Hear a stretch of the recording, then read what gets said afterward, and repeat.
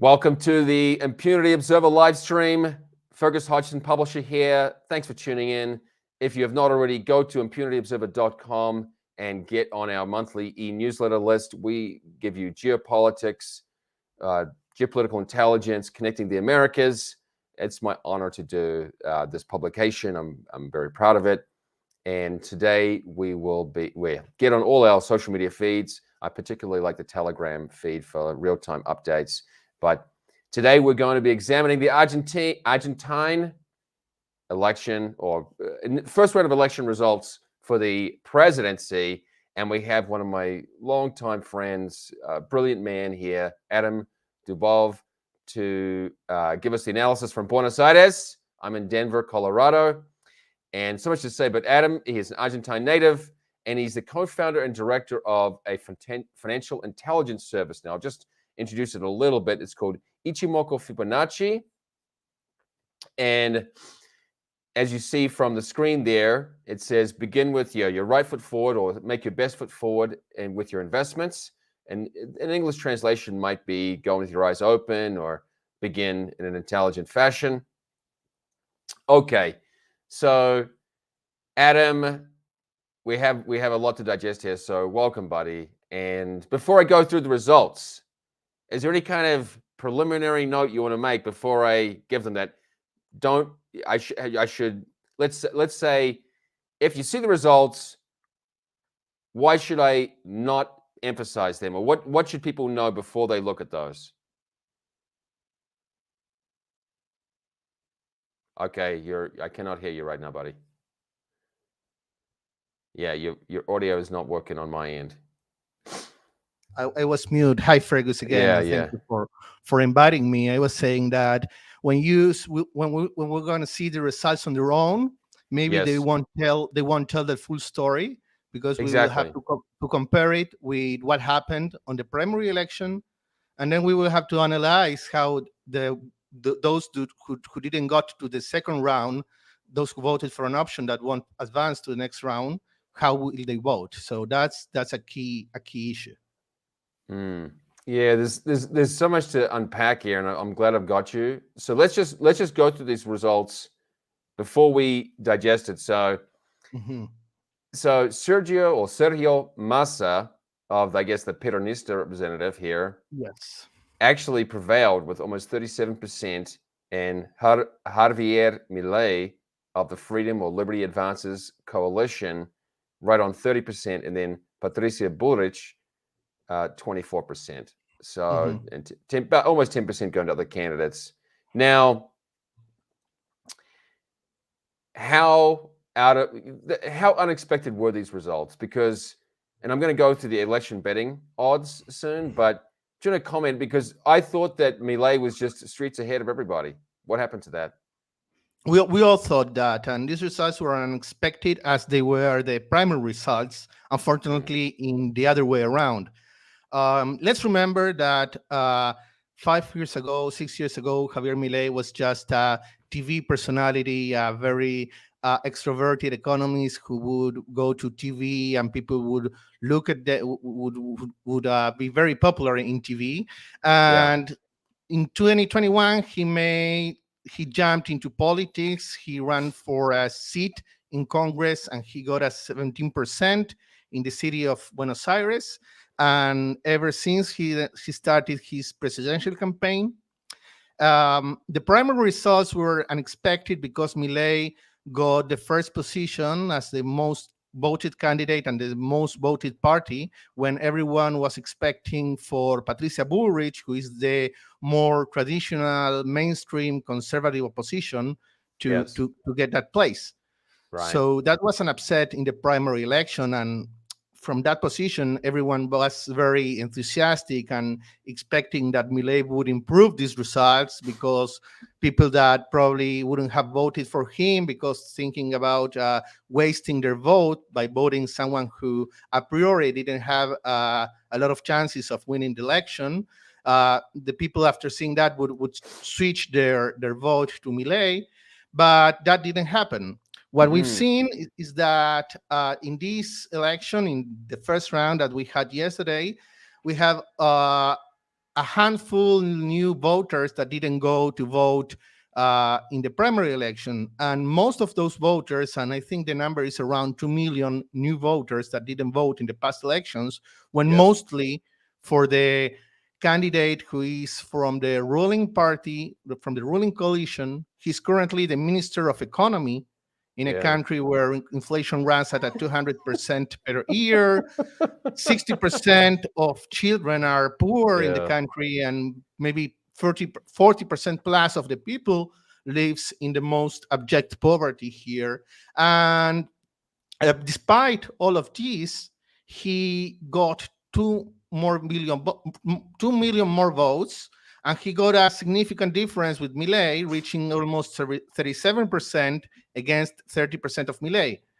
So it's really unexpected that a member of the government that has put the country in this dire economic situation is getting 36%. But at the same time, this is the worst election for a Peronist government candidate, and even worse if we take into account that the government is the government was in hands of a Peronist.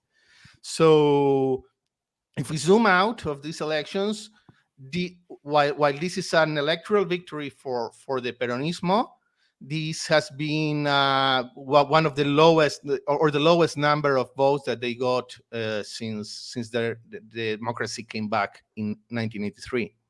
Yeah, that's a great point, actually, Adam, that basically the conservative or traditional center-right opposition was divided. And so the Peronistas actually got a smaller proportion, but just the opposition was split between two major opposition candidates. So that I didn't really think about that, but that is an important point to make. Now, as you know, I tend to not listen to commentators so much or predictors. I listen to the odds, the betting odds, where are people putting their money. And I found this, which you will see as extremely telling. Last night I looked this up and I thought, ouch, this is huge. Okay. So yesterday, Milei had over 70% probability of becoming the next president, according to the betting, right, to the odds and to where people were placing their money.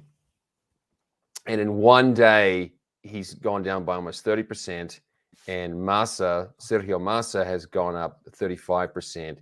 And you can just look at this lovely curve that Milei was just gradually increasing, confidence was growing in him, and then it just crumbled.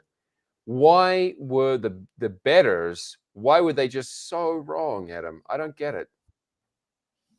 Yeah, well, everyone, I mean, not only the bettors, but, well, the pollsters were wrong as well. I think all but one or two polls were anticipating this result with Massa in the first position. And I think a lot of people, after what I told about how Massa recovered from the primary election, would think, well, but was there any kind of fraud going on with the election to see this maybe, this change, this radical change in results? And while there were not like as complaints or allegations of a systematic fraud, there were some isolated events of people stealing ballots and or defacing ballots in order to make them invalid. But what happened mainly was during the period between the primary election and this first round election, that the Peronist government put full steam their political machinery, and they started announcing a set of measures, of economic measures, that meant increasing a little bit the purchase power of the people's income, such as reducing or temporarily reducing taxes on wages, and launching a set of like loans, subsidized loans with rates of 50% per year in a country that has a 200% inflation. And a lot of what is called the fear campaign, they use like official signs in the railway stations and in the bus ticketing system, telling people that if they don't vote for Massa, for the ruling coalition candidate, they would pay fivefold their train fares or their bus fares. So Yeah. the government put all their tools to work and to turn this around, and they did it successfully. Now, so yeah, the bread and circus really came out in this first round. But tell me, Adam, is that maybe a foolhardy strategy? Because now all the foolish or superficial policies have been put out there, all the fear campaigns have been put out there in the first round, and then Milei now has time to respond to and dispatch with the silliness, you might say. Well, yes. Now Milei has the goal of convincing those who didn't vote for him, which is not going to be as easy as it sounds. Although the other coalition that got opposition coalition that got around 5 million votes and didn't reach the second round. Most of them consider themselves to be anti-Peronist, to be against this government.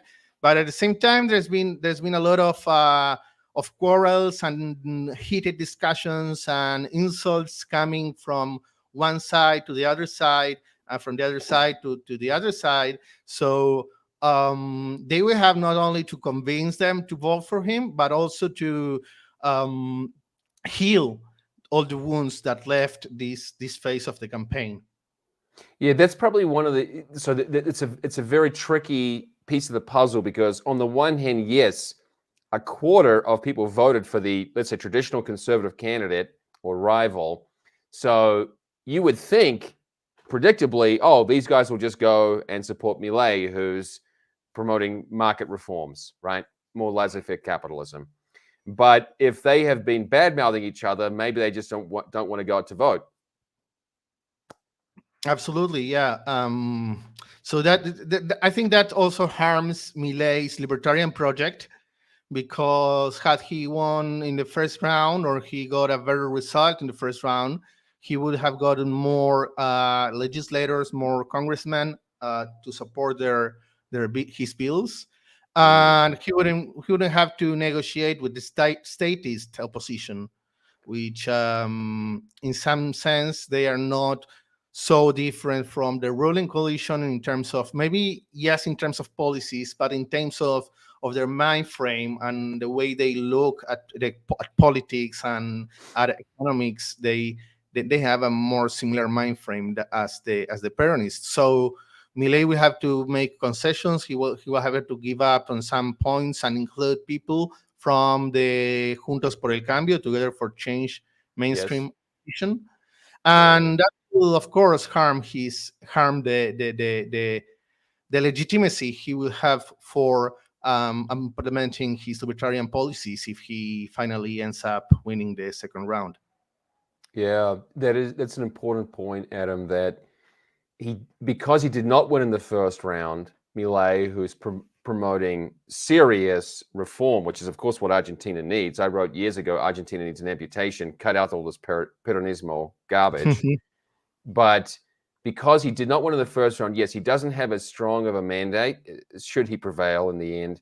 And he's going to have to kind of offer a little bit of, like you said, he has to offer some concessions to his, not arch rivals, but to his kind of maybe personality challenged opposition, right? So the natural center right, but who, I'm trying to use clean language here, but who have been complaining about him or don't like him personally. Now, one element to the international coverage, and I always want to challenge international media, which I see as misleading, and is the way they have characterized Milei, the chainsaw candidate, for example, or the potty mouth, as you're saying. Yeah, I read The Guardian, potty mouth. Yeah, and it's funny because on the one hand, this is some of these things are accurate, right? He is maybe a potty mouth, fine. Not that I care, but on the other hand, they will describe the Sergio Massa as some kind of moderate. I'm going, are you kidding me? This country has 200% inflation. This guy's a total socialist. Argentina has, some of the least economically free laws in the world, and you're going to call this guy moderate. What kind of bias is there in these outlets? So let me just go through a few of the examples of Milei, and we can compare. So this is Vox, right? They call, let me get this here. Vox calls him a far-right libertarian, okay? And the Guardian, they don't even hold back. They just call him bad and dangerous. Bad and dangerous. And look at that lovely photo. So such objective news coverage. And then they call him a far-right populist. Okay.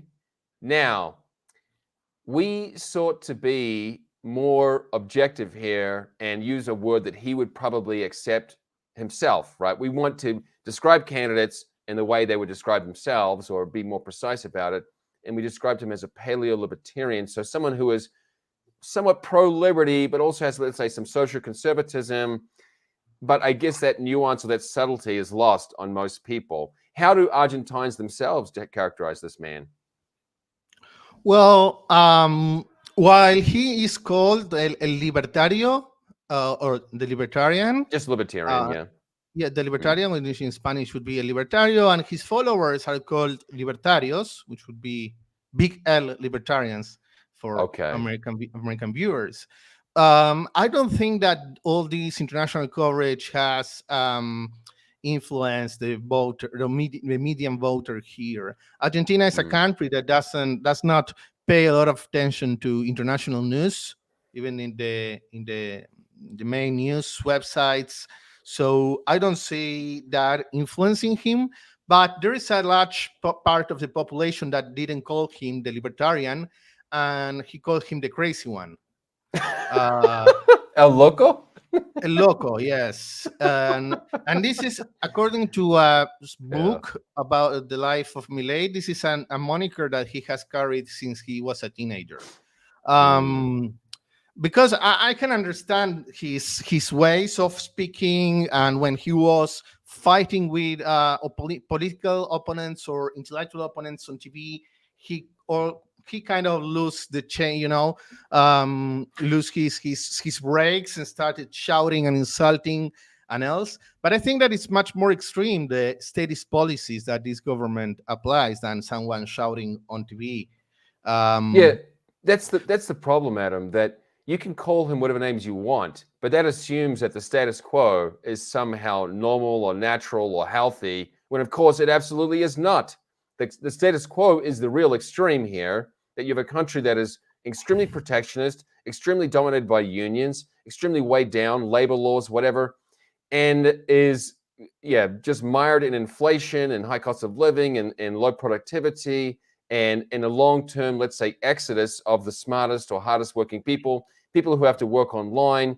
And this requires severe measures, right? You need a strong response to that. So that's the problem. Like you said, if being away from the status quo makes you a loco, well, fine, take it on. I'm a loco. It's like up in Canada, they have the People's Party, and the top candidate there is the leader is called Maxime Bernier, and he goes by the moniker of Mad Max. So does Milei welcome being called El Loco? Well, yes, I think he welcomes that. I mean, I'm not sure if he's a fan of it, but he hasn't made a problem with that. He was even accused of consulting with his dogs through a medium in order to get political advice. So, and I think this was very smart from him, because back in the when he was closing the campaign in the primary election, he ended up thanking, being grateful with his four-legged sons, who are his dogs. Yes. And he called them the best political advisors on earth. Oh. Well, because I mean, his point is that if I'm getting advice from my dogs and I got 30% of the vote in the primary election, these dogs must be the best political advisors in the world. That's interesting because it's almost like financial advisors who just all say the same thing and don't give better returns than the S&P 500, right? So it's almost better to hire gorillas who just, randomly pick stocks than to pay high prices for people who give you bad advice or meaningless advice. Okay, so you even though the international press has misrepresented him in my mind, I mean, there's a kernel of truth, but the way they characterize him is somewhat misleading. Now, let's just go back to the results here. I'll bring these back up and discuss what this means. So, when is the final runoff to this election? So the runoff is on November the 19th. Almost so 1 basically, month. basically there are 4 weeks. There is 4 weeks between the initial round, and it's basically neck and neck then between Massa and Milei, Sergio Massa. Yes, I was watching. There is already a website called Runoff Simulator. I can send you the link later, Yes. or now if you want to show it. But you can move the slides on how many people who voted for Bullrich would vote for Milei and for Massa. And I've just seen one of these a screenshot that someone made and posted on Twitter. And it was like 51 to 49% their predictions. So any results, they are neck and neck, and it will be decided with 1 or 2 point difference, percentage points difference. So basically, yes, Milei may have an advantage with the Bullrich voters, but he still has to make up 7%. That's a massive. He needs to make up a huge, substantial difference between the two. So absolutely, yeah. It's not as easy as, I mean, when the primary election results came and were published, everyone was very optimistic because the context amid his victory was that he was the unexpected winner, and people usually tends to vote the winner candidate just so they can feel part of the victor group, the winner group. And the first polls after the primary election, Milei was getting 38%, and he needed 40% in order to get a first round victory. But as weeks went by and the Massa campaign started to gain traction, and some enforced errors by Milei's team made him lose a lot of votes. Yeah. So just to put it in perspective, if you want to bring back the results, actually Milei got like 800,000 more votes than in the primary election. So he had around 7 million votes. Now he's close to 7.8 million votes. Right. Bullrich lost around 40,000 votes. So she lost some amount of votes, but not a significant one. And then there is another candidate among those other candidates. There are 2 candidates. One is a guy from Cordoba, which is an important province here. He didn't have any chances of getting the presidency, but he duplicated his votes. He got like 1.1 million in the primary election and 1.8 million now. And the fifth candidate is just the communist extreme left wing party that got like 2% of the vote. So Milei's job now is to convince part of the Bullrich voters, which I would say over half of them are friendly to Milei ideas. The other 40 or 35% are from the radicales wing, which is more of a social democratic wing, and they might align with Massa. So one of the consequences of the election results are that the coalition Together for Change will probably split, and some of them would align with Massa, and some of them will align with Milei. For example, former President Macri will probably support Milei, but the outgoing, the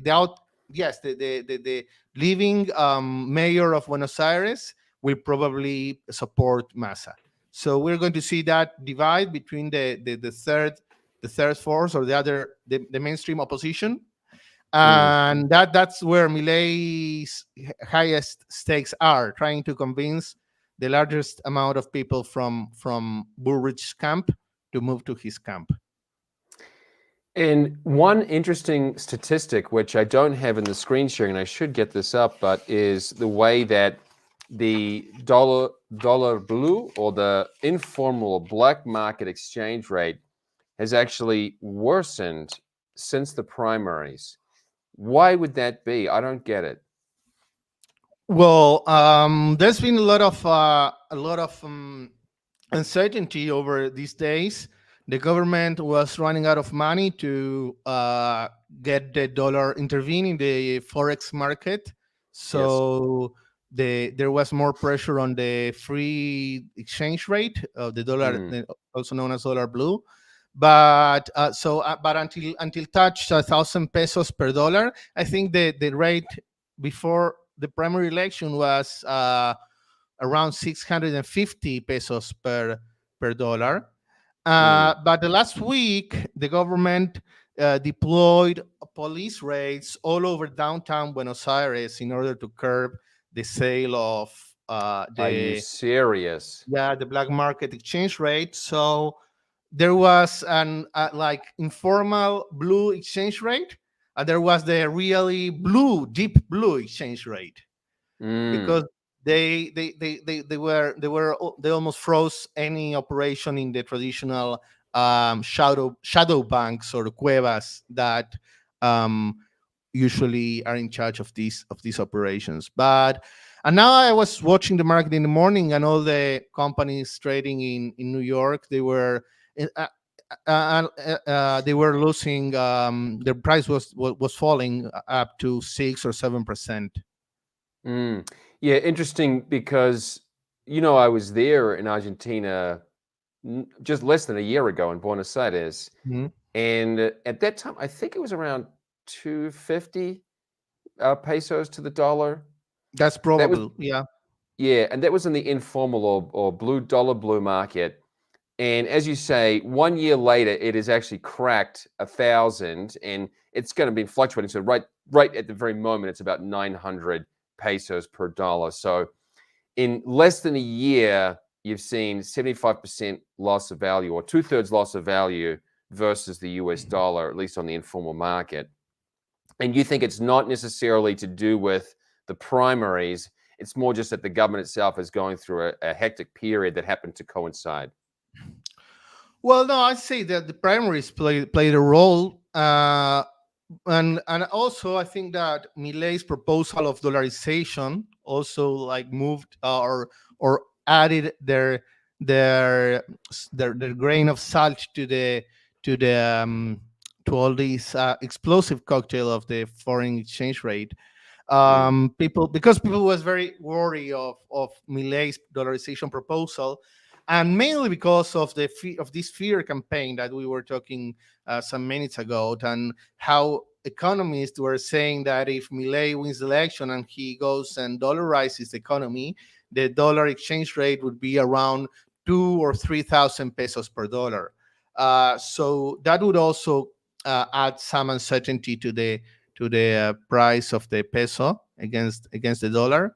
But now I think the market wasn't pricing this scenario. I think that in best case scenario for the market was, or what the market had priced before the Sunday, was that Milei and Massa would reach the second round, but on the other way around, Milei leading the election and Massa coming from behind. But this Yeah. was, I think, it was not priced in any price. Although the bonds are also falling around now at around 23% parity right now. Yeah, so it is clear that, and maybe you want to comment on this, that foreign investors obviously want market liberalization, because I know, for example, mining companies will have investment basically stuck in Argentina and they cannot get it out without paying exorbitant taxes, or let's just say extortionist taxes. So do you want to comment on what the two candidates mean for international investment and, let's say, more broadly, just the rule of law that would be attractive to foreign trade and investment?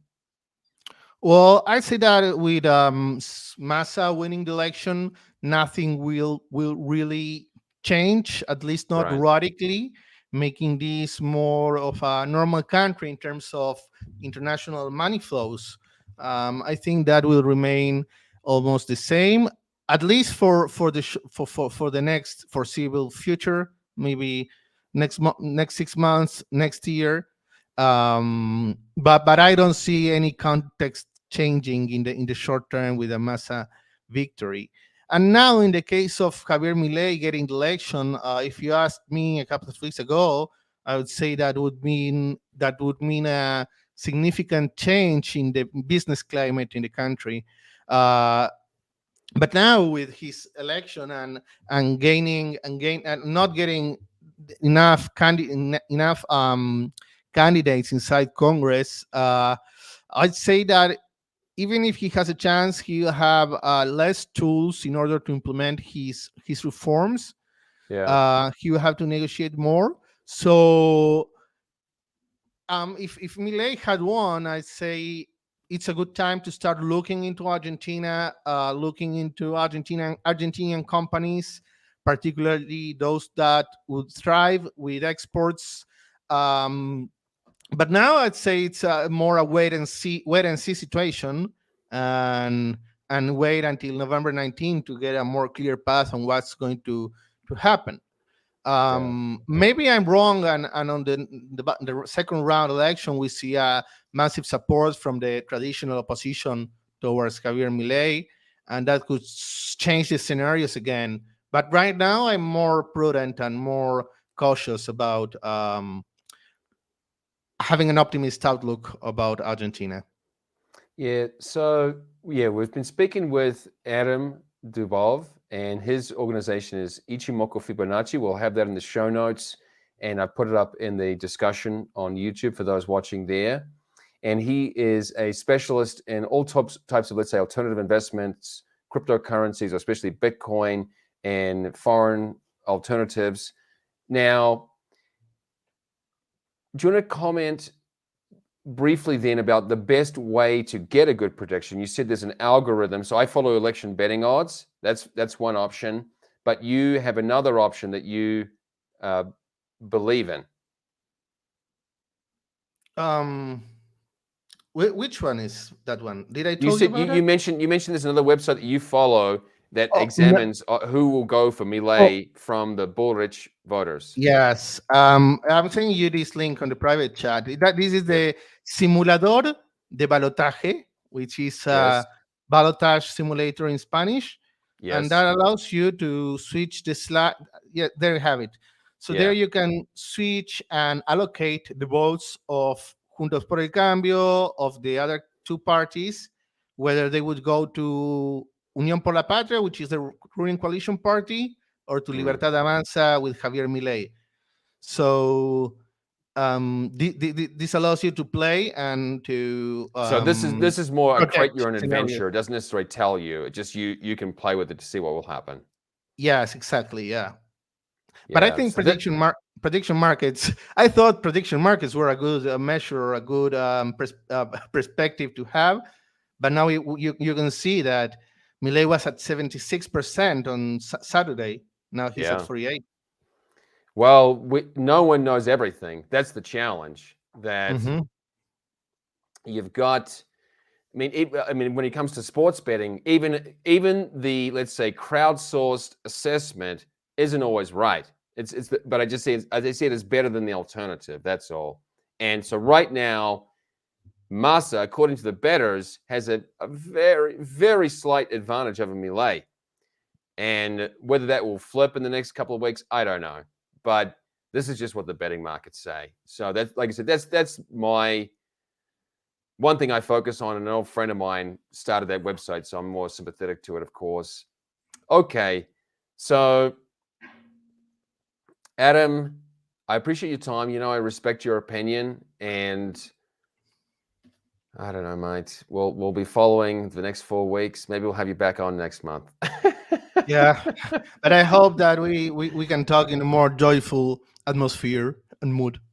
Yeah. So, folks, go to impunityobserver.com, get on our social media, get on our e-newsletter, monthly e-newsletter. That one's for free. And if you want more than the, I think, 6-article cap per month, subscribe. I think it's just $20 per month for the top quality geopolitical intelligence that I'm super proud of. Otherwise, thanks for tuning in today. Thank you to Adam Dubove. We'll leave it there. I'll catch you next month.